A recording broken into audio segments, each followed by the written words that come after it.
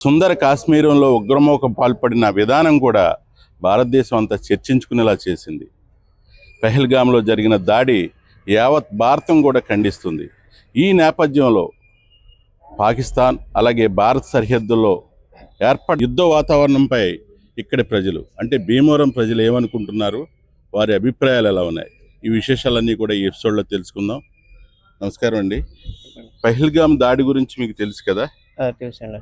పహల్గాంలో టూరిస్టులపై అతి కిరాతకంగా జరిగిన దాడి ఇది చాలా దారుణమైన పరిణామం. ఇది నిజంగా పరిణామం ఎటువంటిదంటే వాళ్ళు ఇంత దారుణాన్ని ఒడిగట్టినందుకు వాళ్ళు ఎటువంటి శిక్ష వేసినా కూడా అది తక్కువే వాళ్ళకి. ఇది కాబట్టి నేను మనవి చేసుకున్నది ఏంటంటే వాళ్ళకి సరైన శిక్ష విధించాలని నేను కోరి ప్రార్థించాను. అంటే ఈ దాడి నేపథ్యంలో భారత పాకిస్తాన్ మధ్య అనేక దౌత్యపరమైన ఒప్పందాలు కూడా రద్దు చేసుకునే పరిస్థితి ఉంది. చేశారండి. దీన్ని ఎలా చూస్తారు? మన ప్రధానమంత్రి గారు ఇవన్నీ కూడా రద్దు చేశారు. ఇవన్నీ దీన్ని ఖండించడం చాలా ఇది బాగానండి.